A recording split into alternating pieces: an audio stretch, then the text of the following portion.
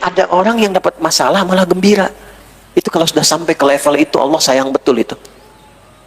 Dan itu orang yang akan sangat dekat dengan Allah. Sangat dekat. Innallaha ma'as, Allah bersama orang-orang sabar. Sabar temannya musibah. Sabar itu temannya masalah.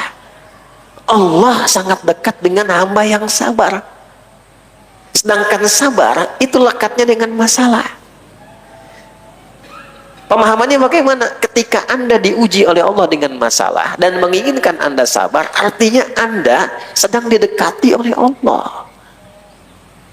Mau dekat dengan Allah? Artinya pengen punya masalah.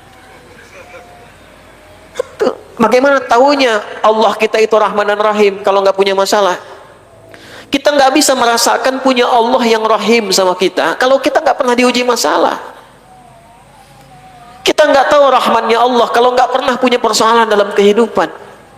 Begitu masalahnya selesai, kita berdoa, dituntun masalahnya selesai, baru kita merasa punya Tuhan yang Rahman. Makanya ada orang-orang yang kalau nggak punya masalah dalam sepekan, dia nangis tuh. Ya Allah, apakah engkau menjauhiku sepekan ini? Tuh.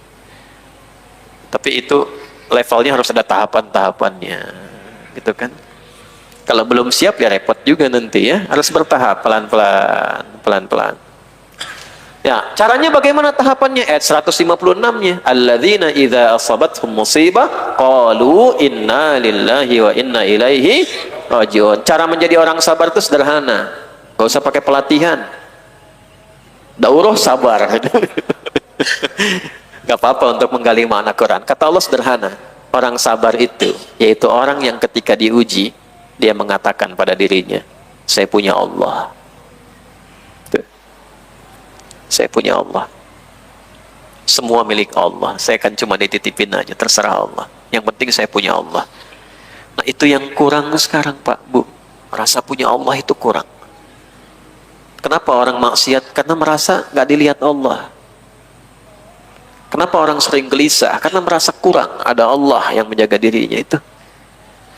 Nah kalau sudah seperti itu, ulaika alaihim salawatun min rabbihim. Orang-orang yang ketika diuji dan dia mengatakan saya punya Allah, dia terima itu dengan baik, dipuji oleh Allah.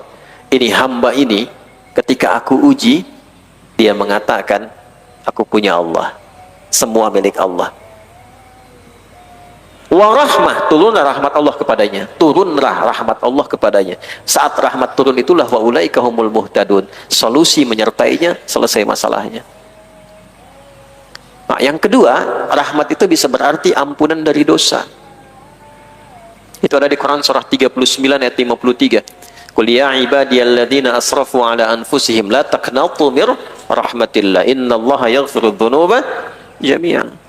Katakan Muhammad SAW, viralkan pada hamba-hambaku, siapa yang menyimpulkan dirinya sudah berlumur dosa. Sebanyak apa dosanya, kata Allah. Aku ini Tuhan Rahman, Tuhan Rahim, yang punya sifat Rahman dan Rahim.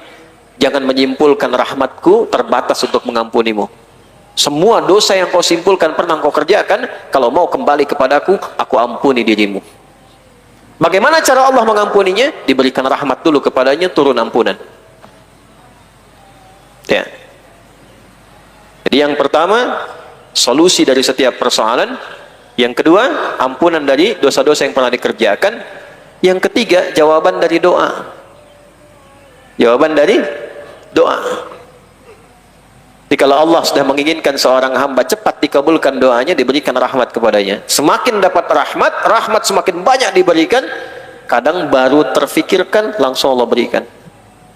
Nanti banyak kisahnya di Quran. Nabi Zakaria memohon rahmat, sholat, istrinya disembuhkan.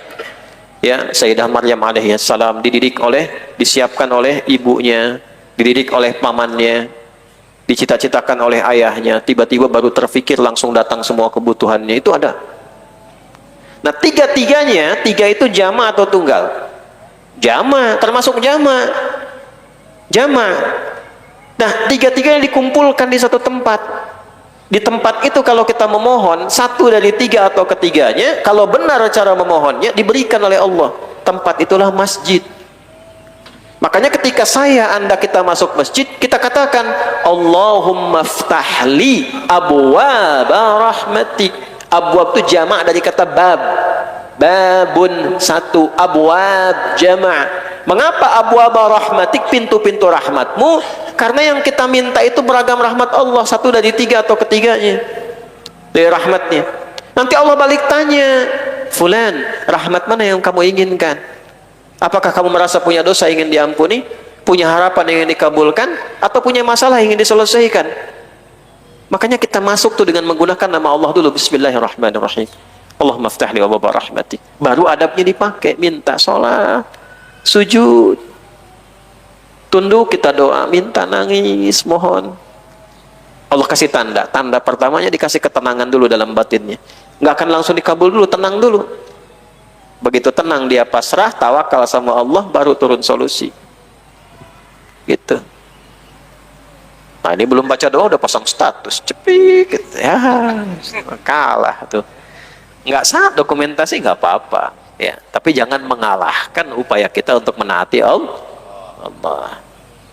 Kita selesaikan dulu ya. Nah ini yang dimaksud ajwad at-tafhima, pemahaman yang paling unggul, yang terbaik. Ajwad itu yang paling bagus, pemahaman yang paling bagus. Jadi ada guru yang memahamkan bagus, yang paling bagus bagaimana? Ngajarnya bagus, bisa memahamkan bagus, dan dengan pemahaman itu bisa mengamalkan.